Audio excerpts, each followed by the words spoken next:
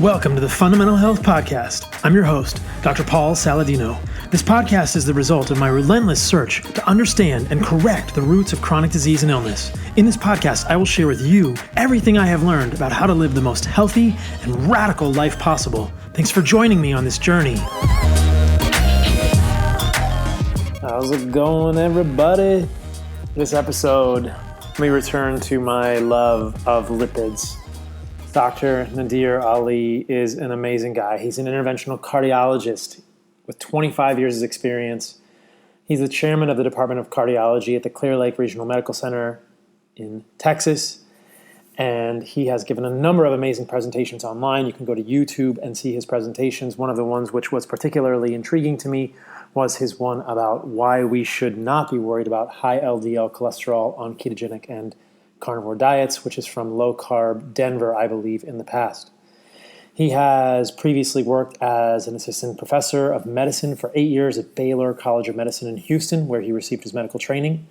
He champions many aspects of science and the practice of a low-carb lifestyle in the local Clear Lake community since 2013. He is an originator. He has a monthly nutritional seminar in the Searcy Auditorium of the Clear Lake Hospital that receives more than 100 visitors every month from the local community. If you are near Houston, you should go check that out. His focus is on managing heart disease, obesity, metabolic syndrome, and diabetes, and he's also a super amazing guy and a really cool dude to hang out with. I rode a scooter over to a spot where we recorded this podcast, and man, this is full of gems. You guys are going to learn so much, so prepare yourselves. We are going to talk all about LDL and statins and all kinds of cool stuff. And I think at the end of it, you will probably still have an improved perspective on lipids and what this all means in ketogenic and carnivore settings. The Dave Feldman episode is another episode which will be complementary to this. Listen to that one if you have more questions. And now a word from my sponsors, and we will jump into the podcast. This podcast is brought to you by the incredible Ancestral Supplements. They offer New Zealand-sourced bone marrow and nose-to-tail organ meats like liver, heart, kidney, pancreas, brain, and more in the simple, convenient gelatin capsules, which make it easier to swallow if you don't like the taste of those things. They are desiccated, which means they are low-temperature dehydrated, which means many of the nutrients are extremely well-preserved. I suspect that desiccated meats, desiccated organs, desiccated parts of the animal like brain are probably even more nutritious, nutrient-rich than cooked forms of these. Want to get some solid evidence for that, but this is a really good way to take your supplements. 6 of the liver capsules is essentially equivalent to an ounce of liver, which is a really good start. I've been digging on their brain recently. Brain has neurotrophic factors that support the survival of existing neurons and encourages the growth of new neurons, as well as sphingomyelin, which we know is a component of neurons in the brain and the myelin sheath. I think it is just so cool to be able to eat more of the animal. I am continuing to eat more of the animal. I'm going to eat some real brain and some of these desiccated brain supplements this week. I will keep you guys posted. So visit ancestralsupplements.com to see what they can do for you. My affiliate code is SaladinoMD. I believe it'll get you 10% off. Ancestral Supplements are putting back in what the modern world has left out. I believe that. I think nose to tail is the way to go, you guys. You know this. Also check out Joovv. www.joovv.com/Paul. I'm going to be talking more about this in the future. I'm getting a whole huge setup at my house. I'm going to be using it all the time. I really like light. I like circadian rhythms. Okay, check out my newsletter too, except I renamed it. Somebody told me the newsletter was too boring, so now it's called the Fundamental Health Insider. You can go to my website and see that, or you can go to fundamentalhealthinsider.com and sign up. About every week, I am sending out all kinds of updates, what's going on with me. I'll talk about an article. If you want to be an insider, if you want the scoop on what is going on behind the scenes, sign up for that. You will not be disappointed. If you are disappointed, you can send me an email directly and tell me why it stinks and how to make it better. All right? Cool. Thank you, guys. I appreciate you all. It's been an amazing week here at KetoCon where I recorded this with Nadir Ali. He's amazing. I think you'll enjoy it. Let me know how I'm doing. On to the podcast. All right, here we are. Welcome to the show, my friend. It's good to be here with you. Paul, it's awesome. We have had a good time connecting, and I'm amazed at what you're doing. Thank you. Well, you know, it's funny because this always happens with podcasts where we get talking about stuff before the podcast. And just like all my other podcasts, I was like, let's just hit record. Let's just go. People can hear what we're talking about and they can hear our conversations. But we've already had lots of great conversations thus far. So I went to your talk yesterday and I want to say happy anniversary because it was so cool at the beginning of your talk. You did like a Facebook Live or just a live, like a FaceTime with your wife, and the whole audience wished her happy anniversary. What did she say about that?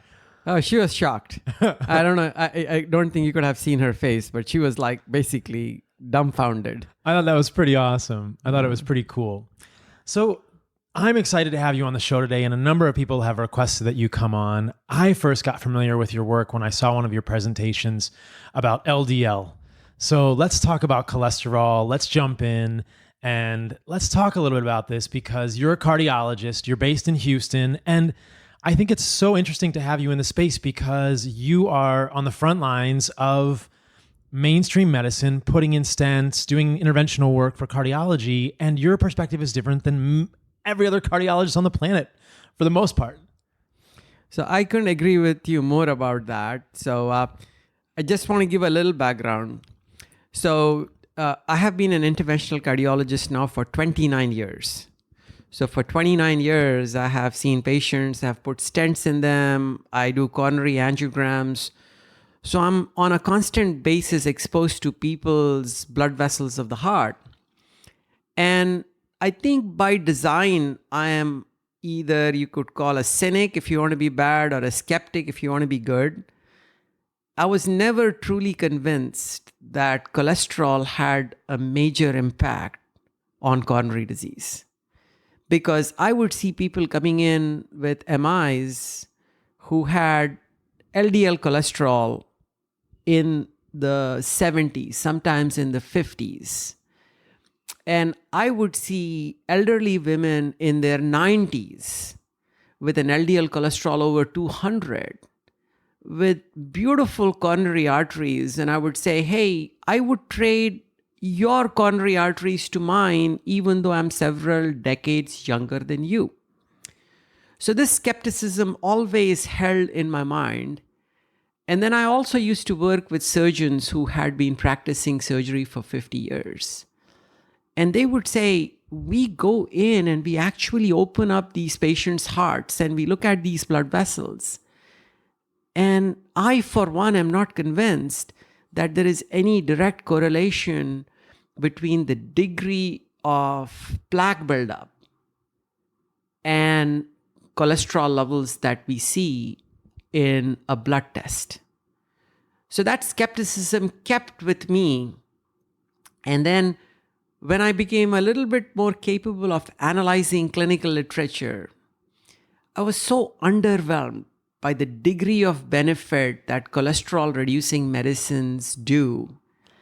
And then I was a little bit skeptical about the degree of pharmaceutical influence in conducting these studies. So that skepticism grew and grew. And I've been through a lot in my personal life myself. And I am, in some ways, you could say, a recovering vegan, because I've tried vegan lifestyle for some time.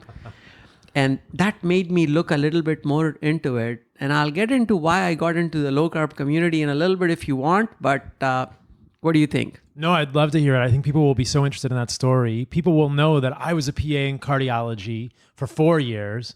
And so I saw many similar things. And so it's great to connect with you who have been in it for decades longer than I was. And it's so interesting to hear. So I would love to hear the story of how you got interested in the low carb community, especially from the world of veganism.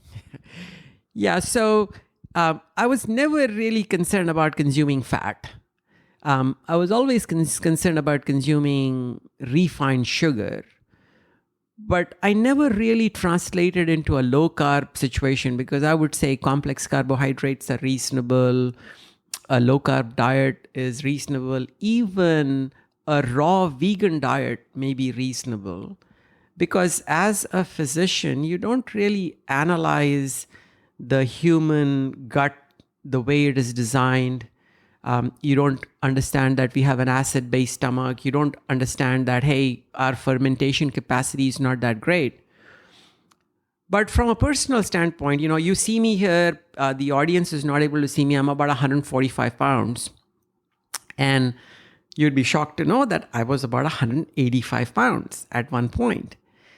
And this point was right around 2012. And I've been a cyclist now for about 13 years. And in those 13 years, I have done 10,000 miles of cycling every year. And I belong to a racing team. I'm the racing team's physician, even though I don't race. But I like to keep up with my team when I'm cycling. And I just couldn't. And I'm a very determined guy. I starved myself to death, but I could not lose weight. I could come down to about 165, 170, but it would rapidly go back up. So that's when, about the time in 2012-13 timeframe, when Chris Froome was riding for Tour de France to the Sky team. And this guy was a low carber. And I said, why should I not look into it? And I remember listening to some odd podcast about low carb. And I said, as a physician, I have not really paid attention to the way in which we metabolize nutrients. I have not paid attention to insulin resistance. I have not paid attention to how little carbohydrate that we can store. I have not paid attention to how you can mobilize and use fat for fuel. And that's when I went into a low carb situation. And you'd be shocked to know that in 3 to 6 months, without trying, I could regulate my weight to less than 140 kilograms. I think that was too much. I'm between 145 and 150. And 140 pounds. I'm sorry, yeah, 140 pounds. And I said that wrong. So 140 pounds, and it was an amazing journey. And I said, look, for 25 years or 23 years at that time, I have taken care of patients in the cath lab. I was so dejected with lifestyle changes in my patients, with medications in my patients. And I happened to be a very good interventional cardiologist. I could fix them with stents in the cath lab. I said, that's all I'm going to do. I'm not going to see patients in the clinic. And you will understand that being a cardiology PA. I would let my colleagues do that. And I would say, I will fix you in the cath lab because I'm so good at it. And I'm not going to give you any medicines. I don't believe in them. I think antihypertensives don't really work in my experience, that lipid-lowering drugs cause all kinds of side effects. I don't want to prescribe these to you. I don't want to deal with it. I just want to fix you in the cath lab. But then when I had this personal transformation, I said, if it can happen to me, why can I not apply it to my patients? And that was a transformation that made me go back into my office. Now I love seeing patients. And I see over 100 patients per week in my office. And I'm like a preacher. I'm saying, hey, this is what's happening to you. I'm taking a monthly seminar, a free seminar for my patients. Come learn from me. So that's where my transformation came about. I used to be really into the Tour de France too, the generation before Chris Froome. So I'm not familiar with that. I had a phase before I went to PA school where I wore Lycra a lot. I was in Boulder, Colorado. I was unemployed and I was trying to get into cycling too, but I was a high carb cyclist at that time. So that's really interesting to hear that Chris Froome was low carb and that was what got you interested in it. And I will add that I think it's awesome that you're seeing patients because having been able to spend a little bit of time with you in person, your patients are extremely blessed to get to see you when they're awake and they can interact with you because you're an amazing individual. You know, your patients need to see you when they are not just on Valium and having you in their wrist or their crotch, feeding a stent into their arteries. I'm sure they very much appreciate your personality and your warmth. So, and it sounds like you are getting a lot out of that as well. Oh, it's definitely been a great journey because for the last 6 years, every month, I don't advertise my meetup group, but 100 patients show up. 100 people show up every month. And since they show up, I got to be giving them the information, and it makes me a better physician because I'm constantly reviewing this information. How can I give the right information to my patients for them to improve their health? So it makes me accountable. And the kind of energy that I see when my patients show up and how much they gravitate towards giving me feedback saying that, hey, I'm doing something good for them has been an amazing journey. So what do you tell them when these patients come to these seminars that you're doing? How do you tell them how to eat? And again, this is amazing because it's coming from a conventionally trained cardiologist who is, and I'll say this with kind of tongue in cheek, I'm not meaning to be pejorative, a stent jockey, right? Mm-hmm. So you're a stent master. You're just throwing in those stents left and right. You're, metal jacketing people, and now you're coming back to the clinic. So you've got, decades of experience with this. How do you tell them how to eat? I don't think it's probably what most other cardiologists are telling them. So yes, I can generalize a bit. Every patient needs to be individualized to a certain degree. But as a generalization, I would say that I focus on three things. One would be that you need to be on a predominantly low-carb, animal-based diet. So that's one of the messages that I give. The second message that I give is that there is no diet that humans can do if they are not routinely practicing intermittent fasting. And when you saw in my presentation yesterday, my views on short-term versus a little bit of a longer-term fast have been evolving. The third thing, of course, that I promote is movement. I want them to prevent sedentation. So we can take nutrition first. And in my practice, since many of my patients, I have patients in their 90s who have lost 50 pounds, who were in a wheelchair, who were using crutches. They have given up the wheelchair. They have given up the crutches. I have removed them with their informed consent and with what they made in terms of personal decisions. They have come off of statins. They have come off of diabetic medications because they don't need them. And I used examples of 90-year-olds, but I have plenty of 40-year-olds, 50-year-olds, 60-year-olds who have done the same thing. And in this course of time, I have seen that as their lipid profile changes, because that's what I'm going to focus on right now, is that I routinely see that their triglycerides, which is fat and blood, goes down. It's important to focus a little bit on that because reduction in triglycerides is a surrogate marker of improvement in the health of the fat cells. Adipose tissue is very important. The second thing that you see is that HDL, and I try to tell my patients I hesitate to call anything as good or bad. Like HDL is considered to be a good cholesterol, and I don't want to call it that. But HDL levels do go up. But what I found routinely is that LDL levels, the healthier you get, the leaner you get, the more physically active you are, the LDL levels as a rule go up. And in some of my patients, they have gone up into the mid 300s. The high 100s is not uncommon. The mid 250s is not uncommon. And that's where we get into this huge conflict with mainstream medicine. Because I think that if you were to go out and find cardiologists in the United States, you would probably come across 3, maybe 4, who say that in the setting of low insulin levels, low triglycerides, high HDL, that the LDL may not be a culprit in causing vascular disease. And that high LDL level is a reflection of what your liver is doing in terms of metabolizing fuel, using ketones. And I don't know if you want to get into this, but whether you saw my Denver presentation. Yeah, I did. I would love to get into it because this is something that I've seen repeatedly in my practice too, working with people who are ketogenic or carnivore. LDLs go through the roof.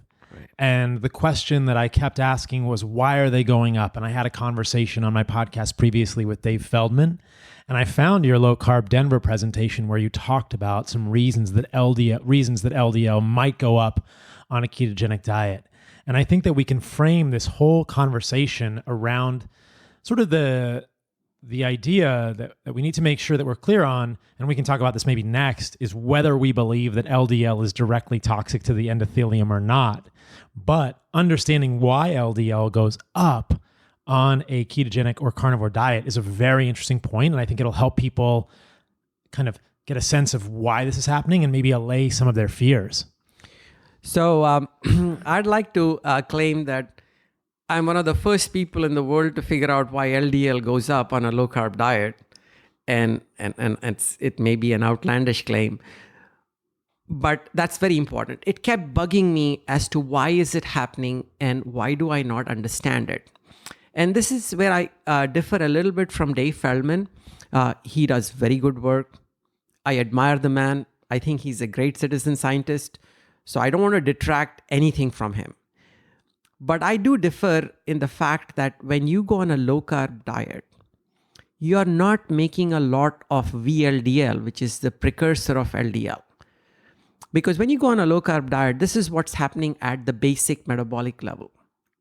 You're mobilizing fatty acids, and these fatty acids are getting into the mitochondria. These fatty acids are not being converted to triglycerides because the liver has no incentive to make triglycerides at that point. So it's burning the fatty acids, and in the process of burning fatty acids, it creates acetyl-CoA. And one of the major functions of the liver, unlike other tissues, is to make ketones as an alternative fuel for sugar, because other tissues don't have the capacity for making ketones. And in the process of making ketones, if you look at the enzymatic machinery that's making ketones, the enzymatic machinery that makes ketones and the enzymatic machinery that makes cholesterol is the same. There are several intermediate products that can either get directed towards ketones or get directed towards cholesterol. And I have shown that in my Denver presentation, the low-carb Denver presentation. And whether ketones are made in the mitochondria or whether they subsequently move into the cytosol where the enzymes are, and that's where cholesterol is made, is a little bit unclear at this point.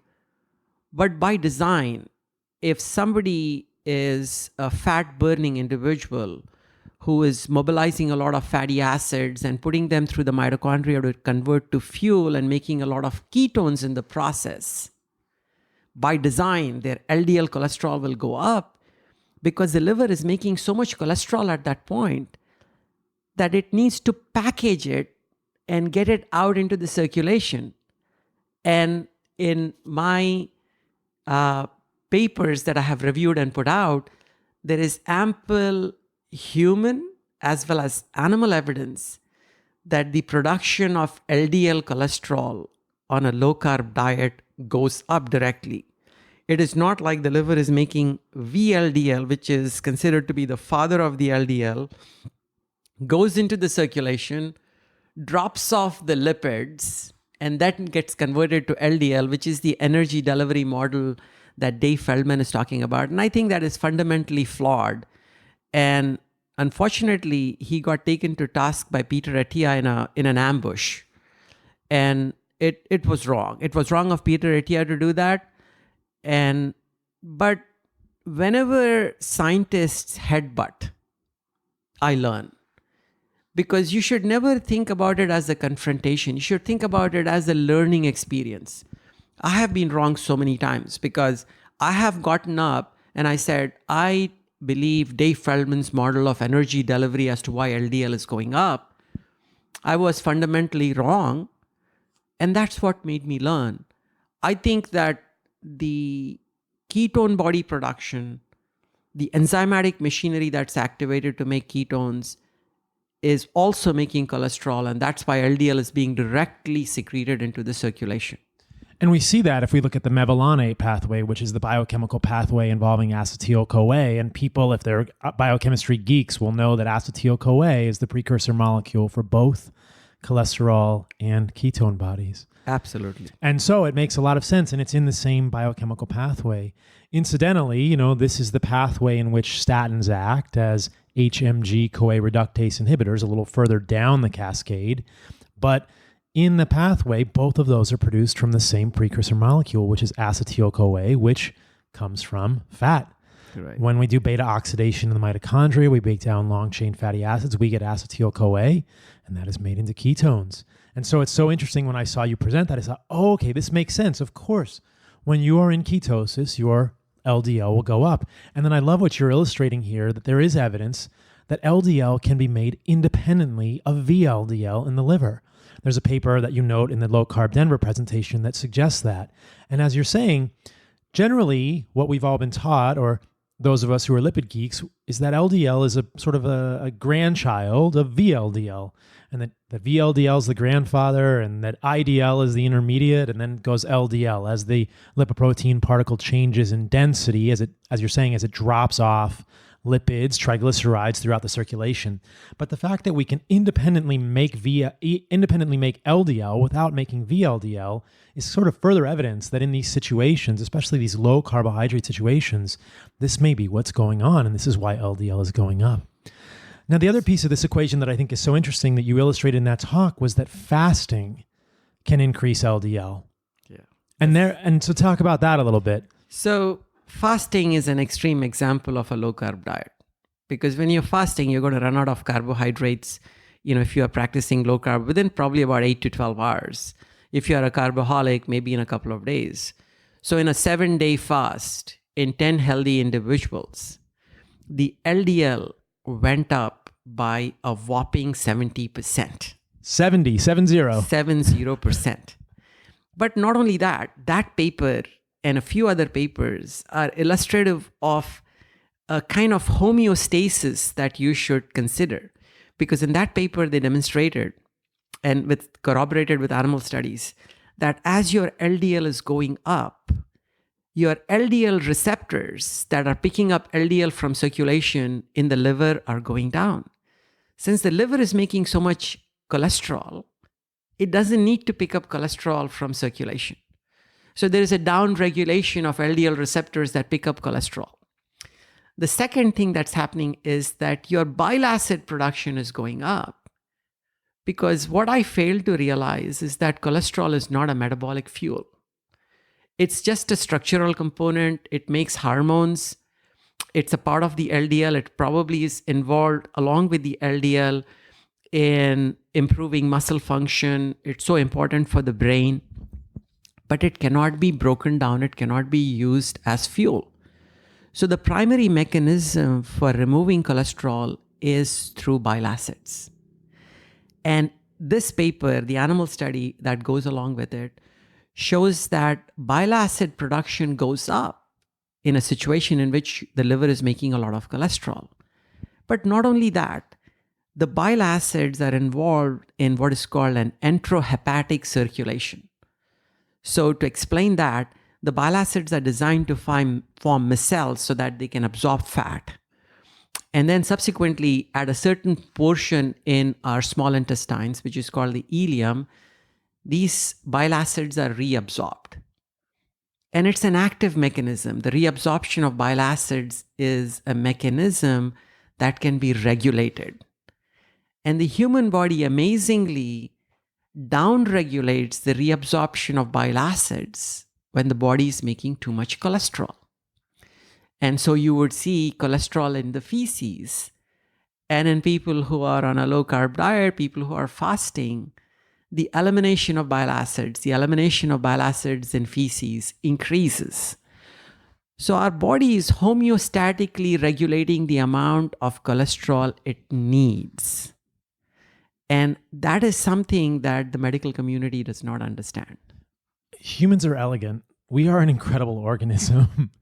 It's so amazing that we can do that. And so what you're suggesting is that there are these bile acids which are made in the liver, concentrated in the gallbladder, secreted in the gall fluid, secreted in the bile.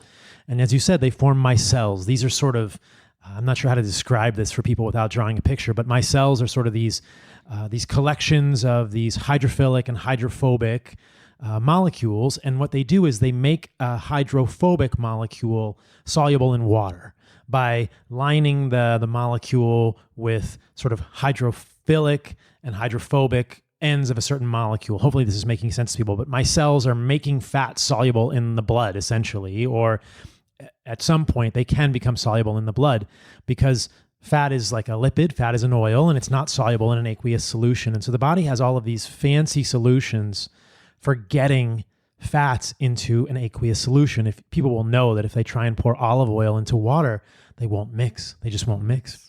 And so what we can do is we can make micelles. And one of the things our bodies do is they use bile acids to make micelles. And so as you're suggesting, cholesterol is a steroid molecule. It's a steroid backbone. It's not soluble in water. And so in order to make it soluble in water, if we want to reabsorb it, we need to make micelles out of these bile acids. But what's so elegant here that you're illustrating is that the body can get rid of it if we don't need it. If we make too much, as in the case of a low carbohydrate diet, a carnivore diet, or a fasting situation, we'll just poop it out. And we'll find more of these bile acids and more cholesterol in the stool. So people get worried about the fact that you're making lots of cholesterol, which can then get packaged into LDL particles. And I'll just, in case people are sort of not following the discussion, there's a lot of terms here that can get used interchangeably. By cholesterol, we're generally meaning the cholesterol molecule, which is a steroid molecule. And LDL is low-density lipoprotein, which is, in a way, it's very similar to a micelle because it's a single layer molecule that has proteins in the membrane, and it encases fat-soluble substances, cholesterol and triglycerides specifically, so that they can travel in the aqueous solution of the blood. The trick for people, I think, when they're hearing discussions about this is that they often hear people say cholesterol, quote unquote, to mean LDL and other blood lipids. So we'll try, hopefully that clarifies that for people. But when we're saying cholesterol, most of the time what we're talking about is the actual cholesterol molecule. And when we're saying LDL, that's low density lipoprotein. But as you were suggesting, we can regulate the formation of cholesterol with fasting, with low carbohydrate diets, and our body can get rid of it with bile acids. So isn't that cool that we can just not get extra LDL happening? Now, I think that people worry about high LDL because we've been told that LDL is bad for us. So maybe we should talk about that, because I think that is really the battleground, or that is the point at which many people differ in opinions, because I think there's lots of evidence now to understand why LDL goes up in these type of situations. And of course, I think we both agree on the answer to this question, but I'll ask it and you can give me your input.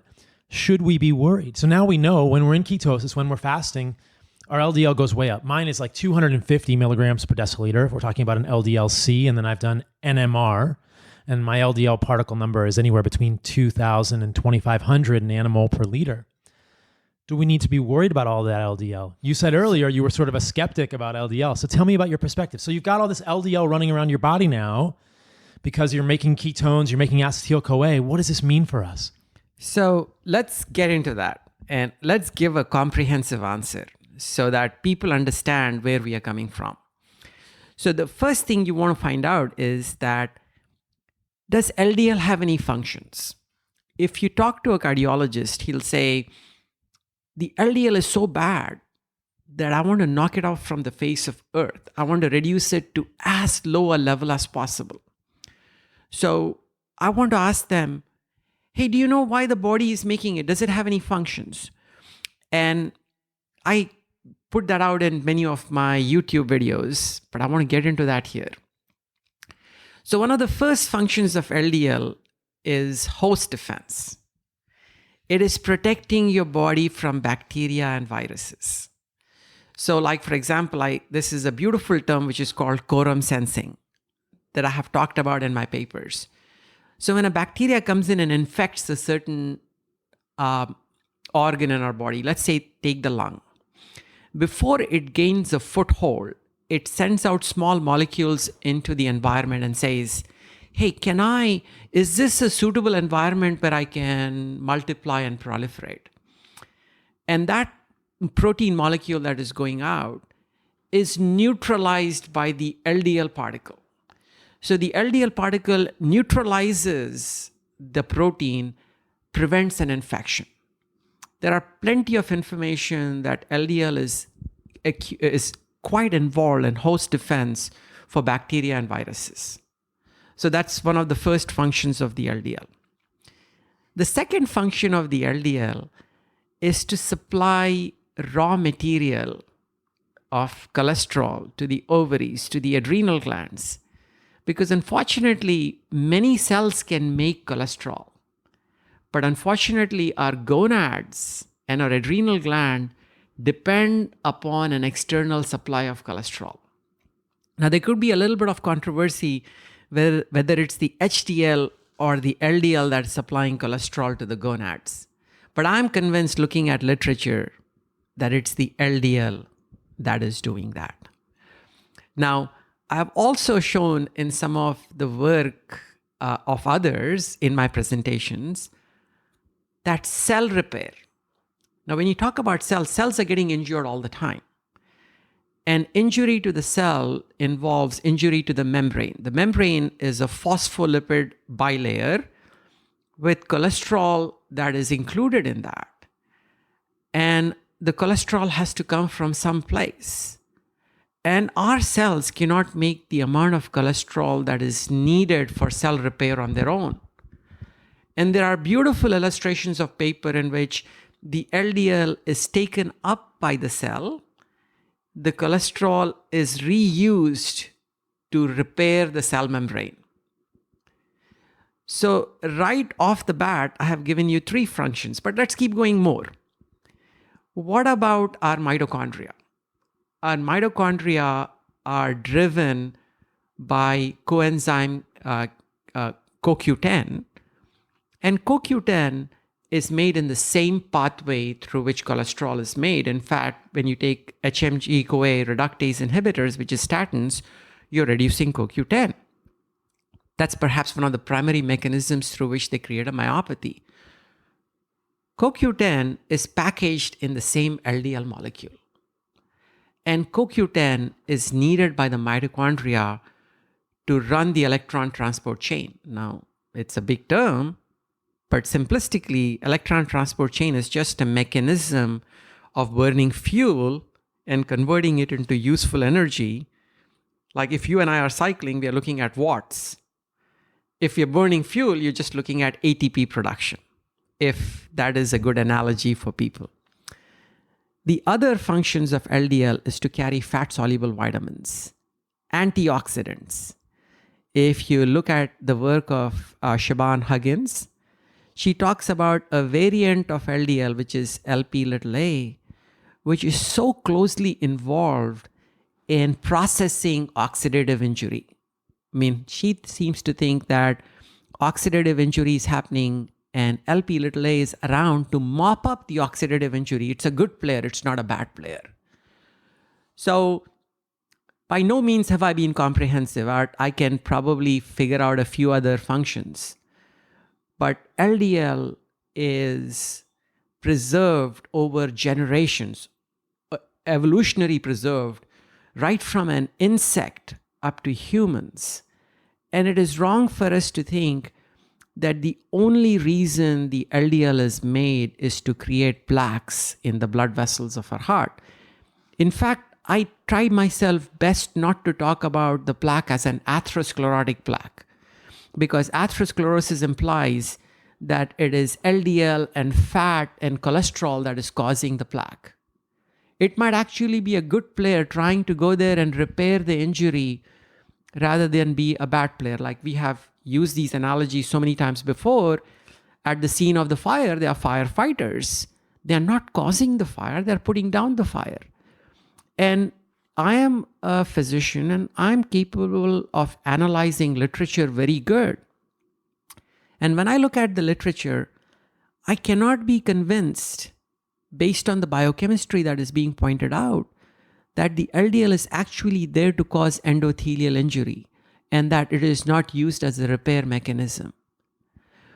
Now, when LDL does get oxidized, it is definitely a marker of vascular injury. And whether the oxidized LDL is a bad player or no, I am not sure. But the very things that the whole community, the low-carb community, the fasting community is trying to do is to prevent oxidative injury. They're trying to reduce inflammation. So I am convinced that we should not think about LDL as a unidimensional measure, that it has several beneficial functions, and that we should study it further. I couldn't agree more. I think this is such a great characterization. And when we begin to think about LDL and all of the good things that it's doing, I think it will begin to be painted in a more accurate light. We, as you suggest, in the cardiology community, when I was working in that community, we imagined LDL as a supervillain. This is like, I'm trying to think of a supervillain from one of these movies, like this is basically the Joker or the Penguin from Batman. Like this is Thanos from Avengers. Like LDL is a supervillain, when in fact, it has incredibly important roles in immune function, as you're suggesting, quorum sensing and preventing bacteria from sending signals out to other bacteria. It has roles in delivering fat-soluble vitamins and nutrients. It delivers coenzyme Q10. It has so many incredible roles, cellular membrane components. How can we malign this molecule so much? We should be celebrating this molecule.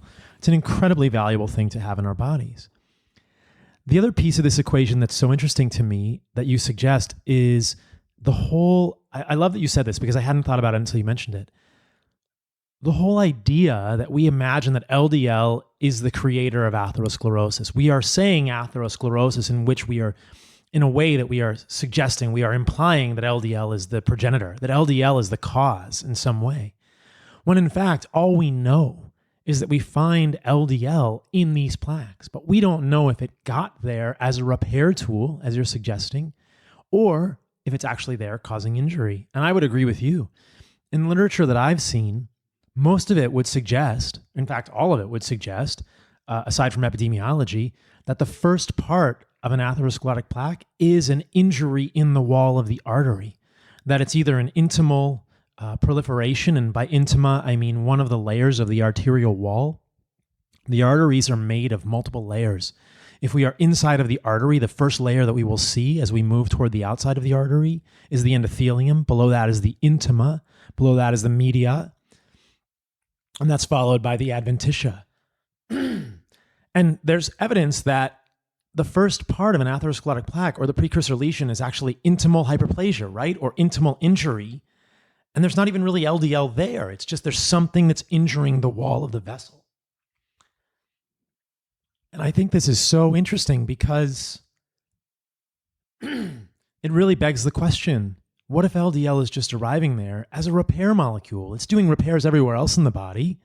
What if it's just arriving there as a repair molecule? And you illustrate it beautifully with the idea of firemen or policemen. Just because LDL is at the scene of the crime doesn't mean it committed the crime. Maybe it's there just to repair things.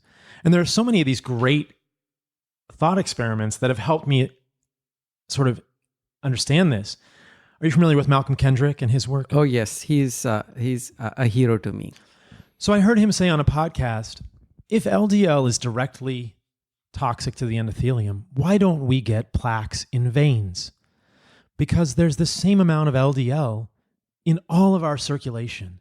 There's the same amount of LDL circulating in an artery as there is in a vein. And so if LDL itself is enough to initiate a plaque, and I have 2,500 nanomole per liter of LDL particles moving around, well, why don't I get atherosclerotic plaque, or why don't I get plaque in a vein? Why don't we get plaque in veins in anyone that we ever see? We never get plaque in veins unless we put them under high pressure situations. As you know, as a cardiologist in bypass surgery, we can take veins and we can put them into the heart and we can use them as surrogate arteries. And in that case, they get atherosclerosis, or they get plaque formation very quickly when we put them under higher pressure. But we only see plaque in vessels, arteries specifically, that have higher pressure and higher tension. And we often see the atherosclerotic plaques happening at bifurcations, at regions of high turbulence, which is so consistent for me with the idea that there's an arterial injury there that must start the process. Would you agree? I couldn't agree more, because I think it's the injury that starts the process. High blood pressure, shear stress that's found in the arterial circulation are factors that are causing injury perhaps to the endothelium, perhaps at points of shear stress, like where the blood vessel is dividing into two branches. And that is the process that starts an injury, and there are repair mechanisms the body uses. And just like you and I agree that LDL and the whole lipoprotein system, not just the LDL, but the HDL, may also be a part of this repair process.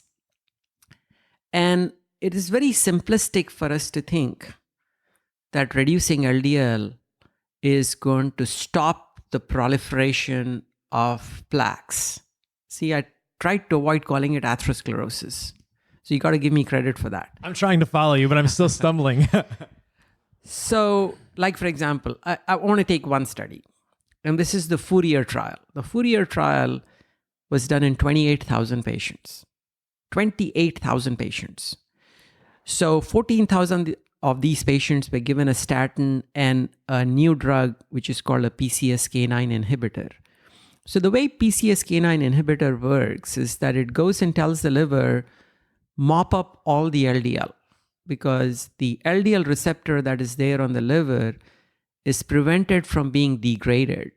So the LDL receptor overexpression in the liver mops up all the LDL cholesterol or the LDL lipoprotein from the circulation. So in 14,000 patients, the LDL levels were reduced to less than 50 milligrams per deciliter. Actually, I think if I remember correctly, the level was 30. Now, compare that to about 90 to 100 in the control group. 14,000 patients with an LDL cholesterol of 30 milligrams per deciliter compared to a group, which is a control group, followed for about 2 to 2.5 years. You would expect that if LDL was the culprit, you would abolish coronary artery disease and cardiovascular death from the face of earth in this population. But what happened was that there was no reduction in death. In fact, the number of deaths in the treatment group that had low LDL was a little high. There was a slight reduction in the rate of myocardial infarction, and the benefit was so ridiculous that you would have to treat 200 patients for 2 years to reduce one myocardial infarction. Now, I should also point out that I'm extremely dejected by clinical trials because they're done predominantly by the pharmaceutical industry. These clinical trials are done in 25 countries at 400 centers. The pharmaceutical industry funds these trials. They gather all the data. They hire experts to analyze this data.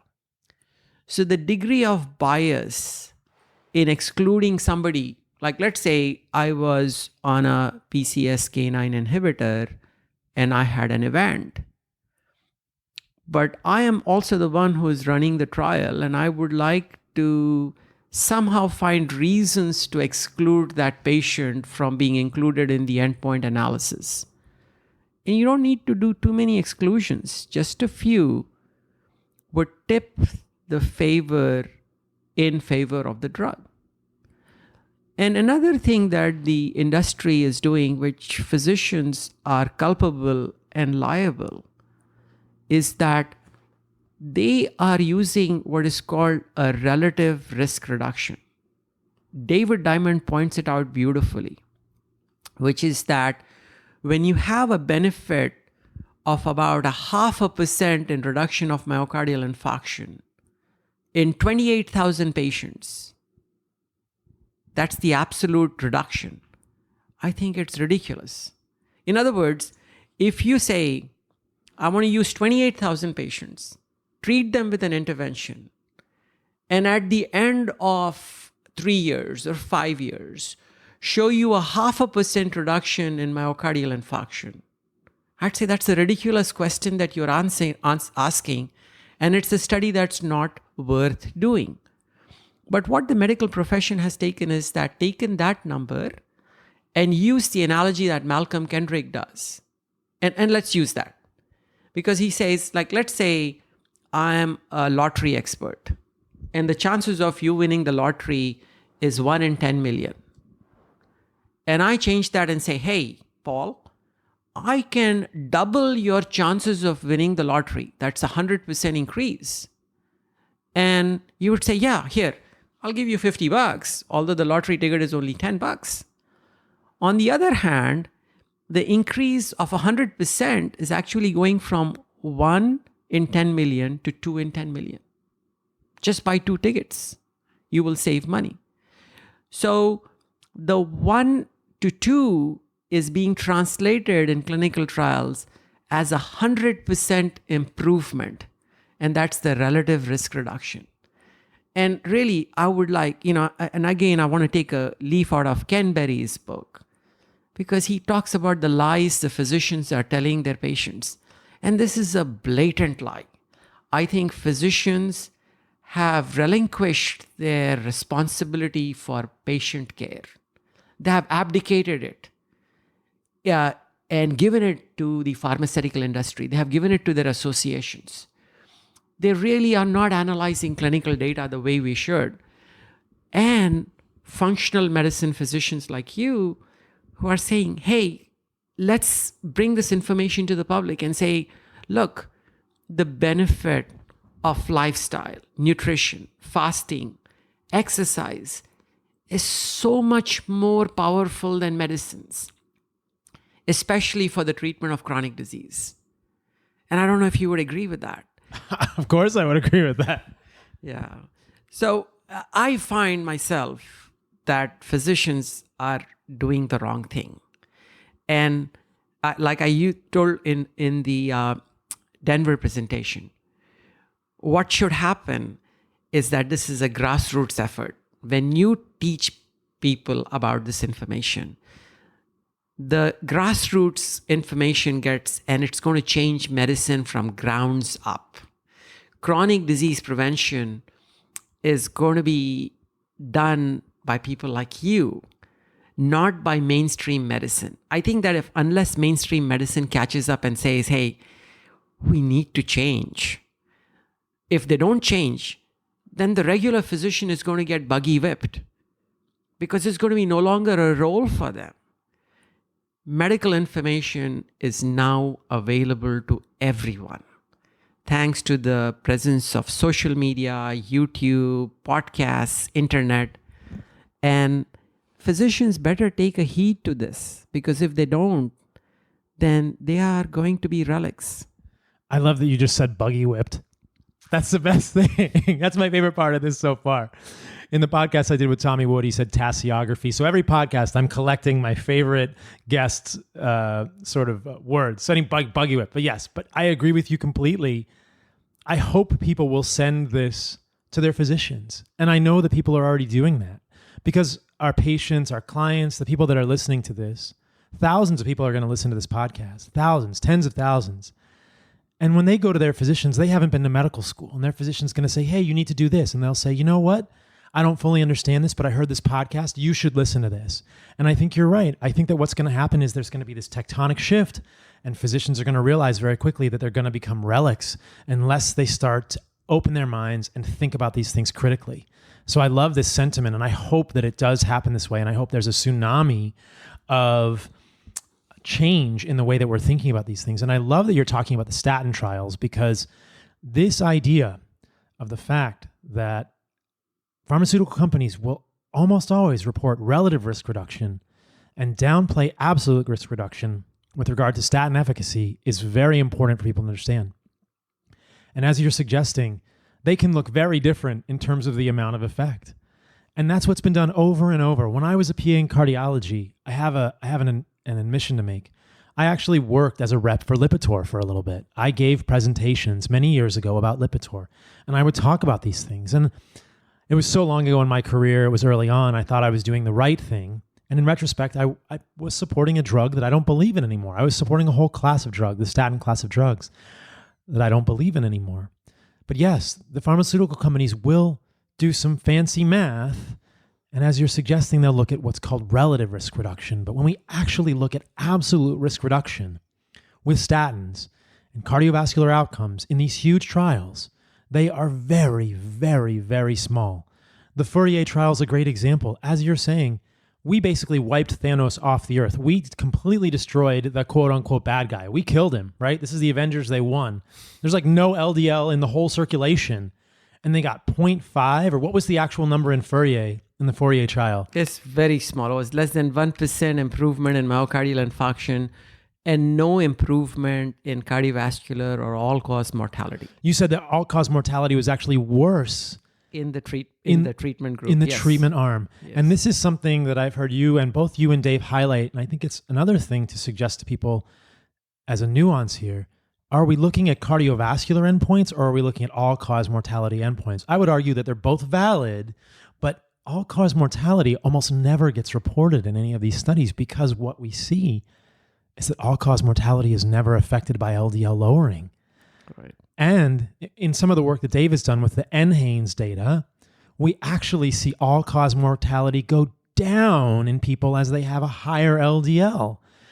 That's what we see basically across the board if you look at epidemiology studies. It's a little bit complicated because we're not doing interventional trials and whatnot. But if we are considering all-cause mortality and LDL levels, the general trend is that the higher your LDL, the lower your all-cause mortality. And if we look at epidemiology a little more specifically and we look in elderly populations, universally across the world, in every population that's been studied, the higher the LDL means a better outcome. Lower mortality in elderly populations, the higher your LDL, because of all the things that you enumerated earlier. Functioning in vitamin delivery, fat-soluble vitamins, functioning in immune system roles, functioning delivering coenzyme Q10.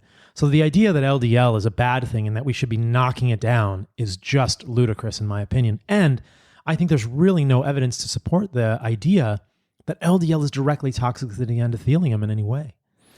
So I think that we should give the listeners two pearls.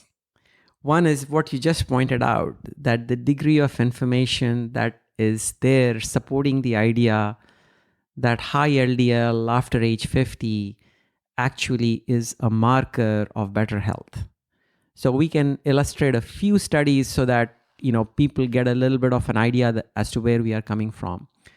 And then the second part, and if I forget, you should remind me about that, is the evidence from statin trials that it is conflicting, that there is no dose response. By dose response, I mean that if you lower LDL to a small degree, you should get a little benefit, but if you lower it to a large degree, you should get a bigger benefit.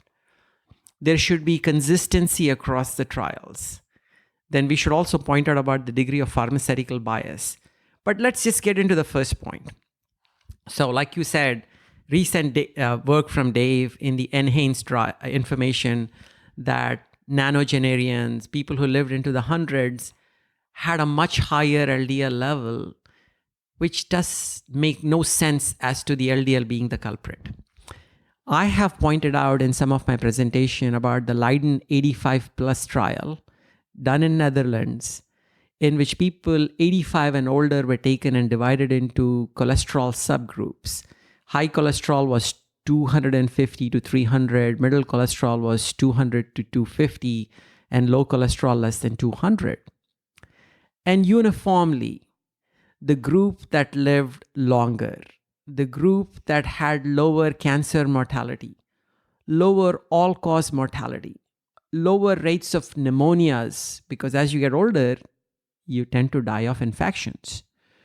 So the group that had the lowest mortality was the highest cholesterol group.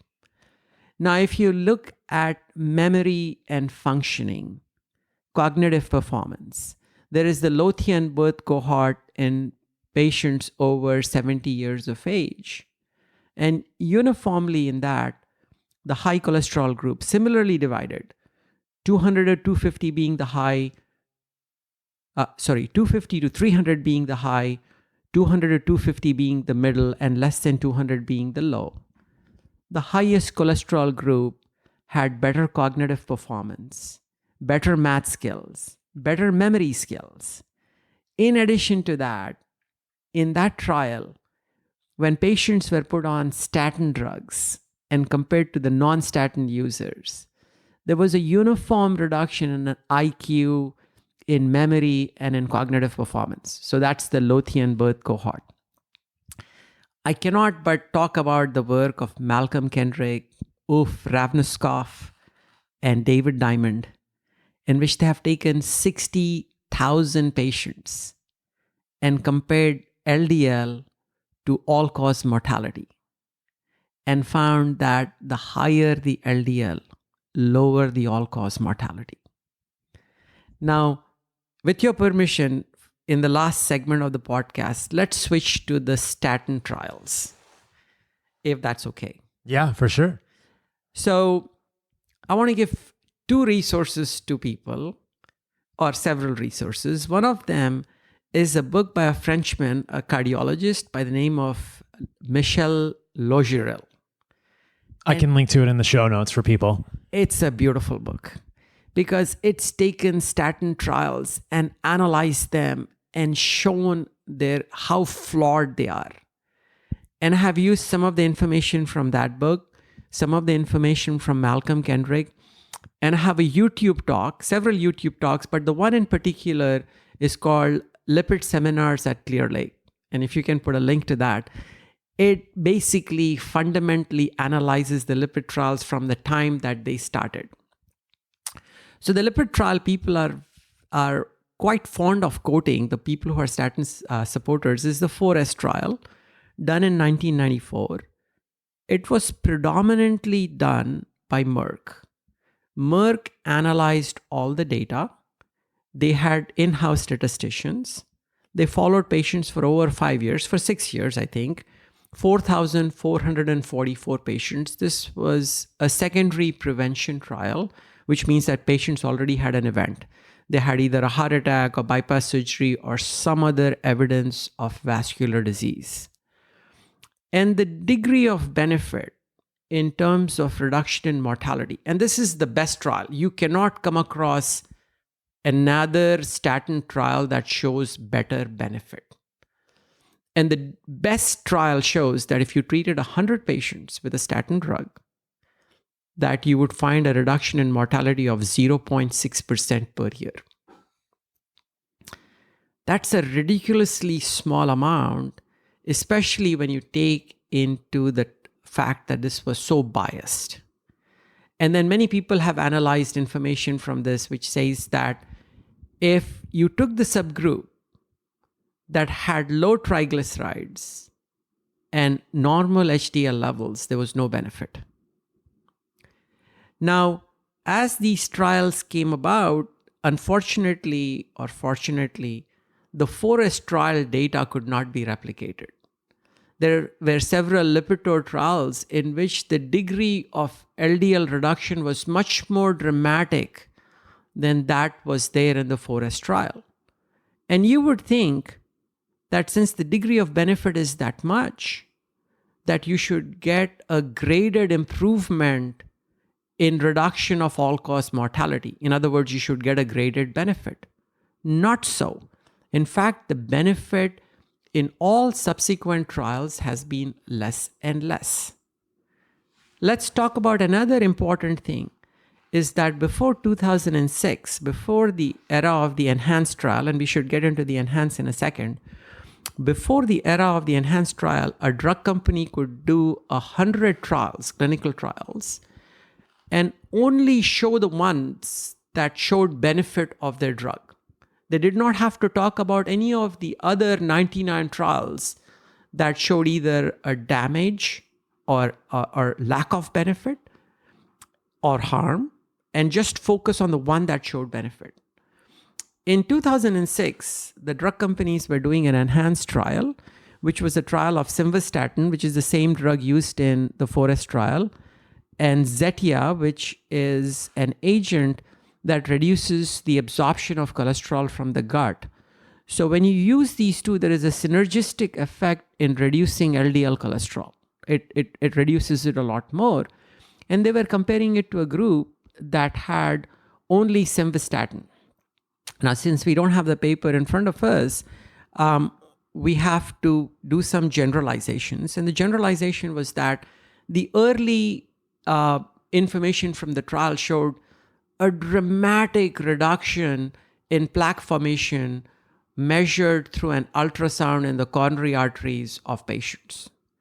But the endpoint of the trial was reduction The carotids. in carotid intimal thickness, and it was supposed to be reported in 2006, did not get reported then, 2007. And finally, people started asking, hey, you had shown all this great preliminary information about this being a wonder drug. What happened? Why are you not presenting the data? And the reason the data was not being presented was because it was unfavorable for the group that was getting the simvastatin with the Zetia, reducing the LDL cholesterol more, because there was either a little higher thickness, or as the data was fudged, that there was no difference. And FDA had to force Merck, which was the maker of simvastatin, to release that data. And that's how that data came about. And that's when the government said that if you're going to do a clinical trial, you're going to have to present that information at least on the internet, and you have to register that trial. Now, since 2008, the clinical trials that have been done to show a benefit of LDL reduction have been very muted. The degree of benefit is even smaller, 0.3% in large number of patients. So really, the robustness of statin data is not very good. But statins, unfortunately, make $40 billion worldwide. And the pharmaceutical company speaks because all you have to do is to go to the American Heart Association or to American College of Cardiology and see the level of sponsorship, the level of presence of these drug companies at these major meetings, in which how much money they are pouring out. I would rather think that it is more honorable for cardiologists to meet in the basement of YMCA, spend less money, but be clinically and be more dedicated to their patients. Because that's what we are as physicians.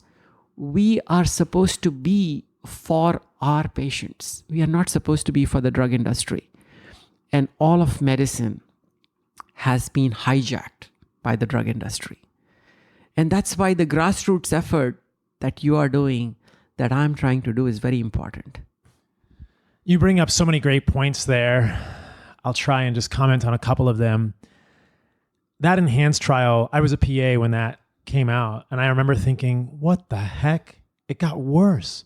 The carotid intimal thickness got worse when they added Zetia to simvastatin. So clearly, LDL reduction is not what's going on. And the other thing that was highlighted to me at that time, and we haven't even had time to talk about this, maybe we can just say a word about it, is that we've been talking about the statin drugs with these trials.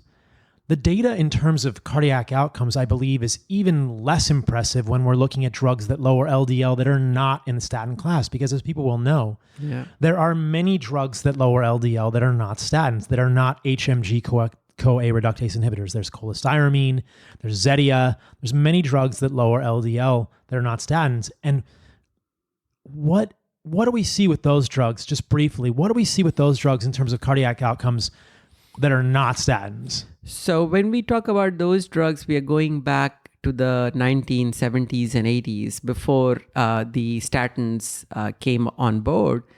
And yes, there was not as robust a reduction in LDL, and I have a theory about that.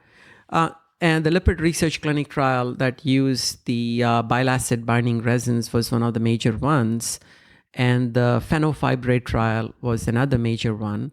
And they showed no benefit. They showed a reduction in LDL cholesterol, perhaps not to 30 to 50%, probably in the range of about 15%. And there was no reduction. Enormous amounts of money was being spent. And people were really getting dejected and saying that, hey, cholesterol may not be the answer here in heart disease, until the statins came about.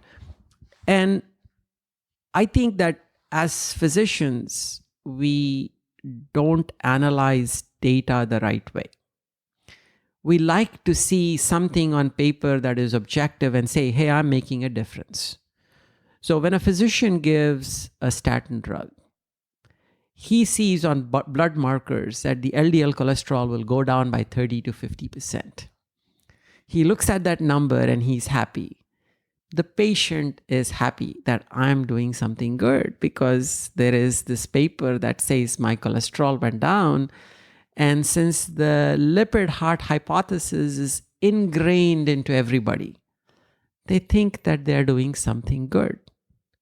Sort of a confirmation bias. It's just the wrong paradigm. And that's what we need to change. If you're looking at non-clinical information and making assessments of clinical information, you're always going to be wrong.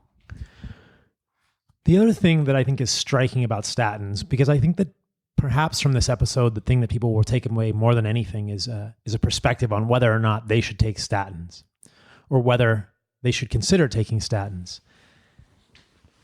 The thing that I think we should also comment on briefly is the degree to which the side effects are reported. If you look at these trials, they will suggest very low side effects. And my impression is they are grossly underreported clinically. I only worked for 4 years as a cardiology PA, but in my experience, a lot of patients got statin side effects. In fact, anecdotally, I would say more patients got side effects than not got side effects when they got put on statins.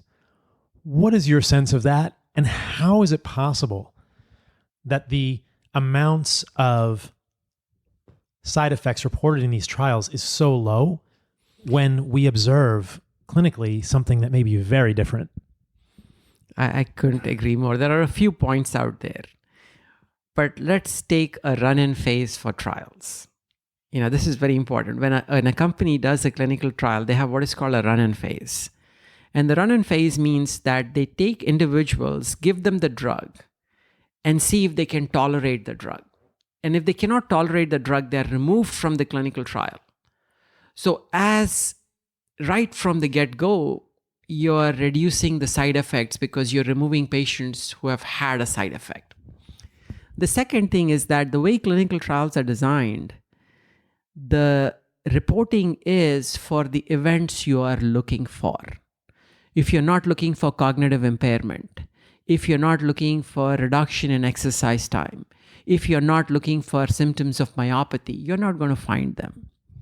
And so the clinical trials have no incentive to look at the side effects because they're really designed to sell a drug. It's the pharmaceutical company that's doing it. I think that clinical research should be taken over by the NIH, and the NIH should not be beholden to any pharmaceutical company, because that's the only way we are going to improve our healthcare. Now, let's talk about something called informed consent. Because when I do something for patients, I'm supposed to do informed consent. And I think that when I put a patient on a statin, they're going to take these drugs for 30 to 40 years, 4 decades. And before I give them that drug, I think it is imperative for me, more so than when I put a stent in somebody. Because when I'm putting a stent in somebody, it's going to make a change. But the stent is a few minutes of procedure time. It's going to improve their outcome in some ways, maybe not in other ways. So I do an informed consent in that process. But an intervention that's going to last for 40 years should require an even better informed consent. Wouldn't you agree? I couldn't agree more. So I should talk with my patients and say, hey, the statin drugs can have myopathy. They can have erectile dysfunction. They can have memory issues. I want you to be aware of this before you take this drug. I want you to be aware about the degree of benefit. I want you to be knowledgeable about what relative risk reduction is and absolute risk reduction is. I want you to be knowledgeable that 100% of the cardiologists want to get your LDL down, that I am biased, but I don't want my bias to sway your decision. I want you to make an independent decision. I would never take somebody off a statin myself. I would not tell them that. I would give them informed consent. And then I would let them make a decision of what they want based on their values and preferences, and based on them objectively analyzing, am I getting myopathy? Am I getting depression? Am I getting sexual dysfunction from this? Am I getting more sedentary? Because unless you give patients the tools to analyze what's happening to them, they're not going to be thinking, they're always going to be thinking that their doctor is right. There's a lot of paternalism in medicine. Yes. A lot of patients come to me and say, in a panic, my doctor wants me to go on a statin. And I think, you are the boss. You have agency. You don't have to go on a statin. But I think that as Westerners, we want to please our physicians in some way, and people feel so much pressure. So if people are listening to this and they have not had that degree of informed consent from their physician regarding statins, I would go back to their physician and ask them, can you tell me about the side effects? What am I going to experience with this? How many people does the physician that's treating you, I'm talking to the listeners now, how many people does the physician that's treating you see have side effects from these medications? Because I think both of our experiences is that a lot of people get side effects from statins, and this is a big deal. And people end up on them for their whole lives. So people need to know what they're getting into with these drugs and understand that it's almost a lifelong commitment, and it's going to change your quality of life for something that might not actually really be the right intervention. I want to leave with a small pearl, and I don't know if the podcast is getting too long, and you can probably edit it later. But this is gold. This whole thing is going to go on. Don't worry. I'm not going to edit any of this out, man. In my clinical experience, the incidence of myopathy is at least 30%, if not more. 30%. If not more. That's what I've heard. Yeah. That's been my experience too. Now, I also want to point out that statins are being given on a routine basis to patients who are immobile, who are in wheelchairs, who are demented.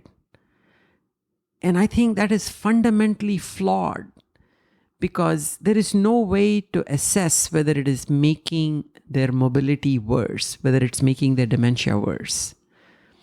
I want to leave with another little pearl. There is information that the statin manufacturers, one of the person who promotes statins, actually also promotes a kit to analyze myopathy in patients who are on statins. But when that same clinician is talking about clinical data of the benefits of statin, he says that myopathy is present in less than 5%. But the same kit that he's selling talks about myopathy being as common as 40 to 50%. So I think that informed consent is not done by physicians with regards to statins. In fact, if I were taking statins and I went to my physician and I said, hey, I'm having memory issues, he would not even put 2 and 2 together. He would just basically dismiss it and say, hey, I don't know what that is from. It's nothing. So the reporting of side effects by physicians on statin drugs is minimal because they are dismissive of that information. Most clinical visits between a physician and a patient last less than 5 minutes. Unless you say, I truly want to sit down and listen to my patient. Unless you say, I'm not going to look at the EMR on the screen and I'm going to pay attention to you and hear you out, you're not going to be aware that what that patient is saying. You're going to be dismissive. So there is tremendous underreporting and there is tremendous side effects that are being overlooked by the physician community because we are just not listening to our patients. I think that so many patients are just craving being heard and they just want to be heard. And that's where I think functional medicine comes in. It's a space where people can take more time and really hear patients. I hope that the medical model will move in that way, in that manner in the future. Right now, with the insurance-based medical model, it's so hard for physicians to do that. And I'm sure you've experienced that yourself. I appreciate you coming on so much, my friend. I'll just say a few words to summarize for people because we've covered so much. But at this point in the podcast, I just want to recapitulate that we talked about LDL. We talked about the positive functions of LDL, the fact that it has a real role. We talked about the idea that there's really not solid data that LDL is directly toxic to the endothelium or initiates plaque formation. And in fact, probably what's going on is that arterial injury is the first step in plaque formation, and that LDL may actually be arriving as someone that's helpful. So we probably shouldn't be worried about high LDL in the setting of ketogenic or carnivore diets that have insulin sensitivity. We'll have to have you back on because we didn't really talk about some of the other nuances I wanted to get to. We mentioned a little bit about Lp(a), which is a whole nother episode by itself. We mentioned a little bit about oxidized LDL, which is a whole nother episode by itself. The only thing I'll say about oxidized LDL for people is that in my opinion, the tests we have now for oxidized LDL are flawed. And because they are antibody-based assays, they really just track with LDL particle number. So I actually don't recommend people do oxidized LDL testing right now. I think it's something we need to follow in the future, but it's only at the research level that it's valuable. And what I see in my patients is that oxidized LDL tracks directly with LDL particle number, and the ratio that I see is 0.04. And if someone is different than 0.04, you may have a problem. But if I have an LDL particle number of 2,500 nanomole per liter, I can predict someone's oxidized LDL with a great degree of accuracy with a ratio of 0.04. And to me, this is a really great indication. We'll go into LDL particle number and oxidized LDL in a future episode. The other thing I'll just mention about LDL for people, or the process of plaque formation, is that we know that plaque formation occurs in all animals in the world. In elephants, in giraffes, in vegetarian animals it occurs, in tigers. I shouldn't say all animals, I'm not a zoologist, but there are many animals that we've observed plaque formation in. And I think this is such a great testament to the fact that this isn't necessarily due, plaque formation is not necessarily due to a processed diet. I think it could contribute to it for sure, but it's probably just arterial repair. All of these organisms, all of these animals probably get some damage to their endothelium and they have to repair it. We see plaque formation in elephants, right? So let's think about this from a different perspective. Elephants don't necessarily die of heart attacks, but they do get plaque formation, and these are vegetarian animals. So the idea that meat or any of these things is the problem are completely false. And I'll remind people of the idea that veins don't get atherosclerosis. So the work of Malcolm Kendrick is highly actionable and highly revealing. And then we spent a lot of time really digging into the statins. And hopefully this podcast will get passed between people who are thinking about taking statins, who have questions about this. I know that I have a cousin who had a coronary artery calcium score, and he had a positive score. And his coronary artery calcium was in the left main. And he thought, oh man, what do I do?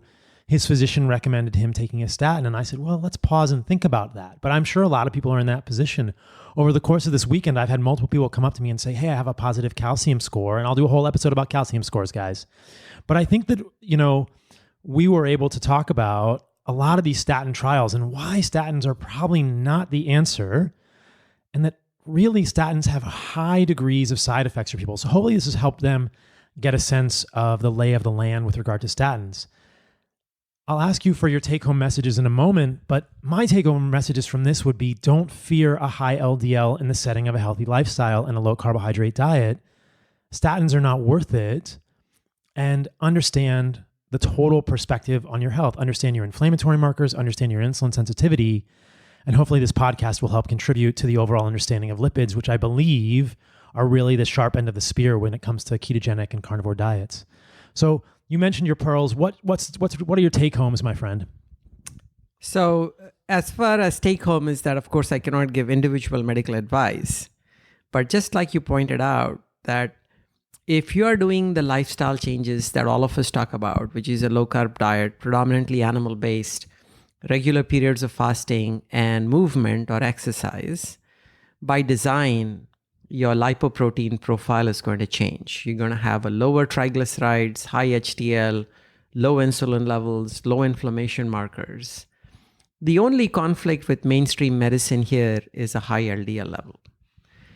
And in this setting, should you treat a high LDL level or no is the major question of our time. Now, I happen to be biased, and I think that the answer to that is a resounding no. I would like to base that answer on the basis of following calcium scores, on following patients clinically. For example, if you have a calcium score of 0, there is no clinical benefit of taking statins for 10 years. So people can find some comfort in that. People with high LDL can follow their calcium scores 3 to 5 years and see if it is changing in such a way that could be potentially detrimental. So my take-home message is that please listen to your body. Do the lifestyle changes because the drugs don't have as much impact as lifestyle does. And as far as taking statins for high LDL, be tuned into your body to analyze myopathy, memory issues, erectile dysfunction, and many others that we have discussed, rather than just blindly accept the medical profession's dogma that you should take it. My friend, you're a treasure. I'm so grateful. I cannot be happier that I got a chance to talk to you, and this is amazing, and I wish you all the luck with what you're doing. You're creating new frontiers and new ground, and I wish that I was your age when I got enlightened. I'm much older, so I'm a little envious of what you're doing. You are invaluable to this community. So where can people find you? What are you excited about that's coming up? I know you've got Low Carb Houston coming up that we want to excitedly tell people about. Where can people find your work? I have a small presence on YouTube, Nadir Ali MD. You can find my channel out there. I'll link to it. And you would like to plug in Low Carb Houston. Houston is one of the largest cities in the country. It's also one of the fattest cities in the country. Conference that promotes low carb lifestyle, fasting information, and talks about the benefits of exercise is probably more relevant to that city than any others. So if you go to lowcarbhouston.com, we will have 20 speakers from all over the world who will give you pearls that you cannot find anywhere else. So all Texans, all Houstonians, and anybody from any part of the US or from the rest of the world, please come to Low Carb Houston if you can. When is it? So it's October 24th to 26th. And Houston at that time is a beautiful city. The temperatures are sort of very moderate. It's very sunny. Last time when we did it last year, there was 2 days of bright sunshine with an average temperature between 68 and 72 degrees. I'm sure that'll get a lot of people there. That sounds amazing. And I know you'll be speaking so people can come and meet you and hear your talks there. And there'll be tons of other great people. So check out Low Carb Houston. Where are you on Instagram and Twitter? So Twitter, I am as Eat Mostly Fat Ali. Eat Mostly Fat Ali. Since I belong to an older generation, I'm not on Instagram. I have a web page that is sort of rudimentary, which is eatmostlyfat.com. And really, like I was talking to Paul earlier, I'm at a little bit of a crossroads myself. I am a very good clinician. I'm a very good interventional cardiologist. And spending time taking care of patients and being in the cardiac cath lab is an all-consuming job.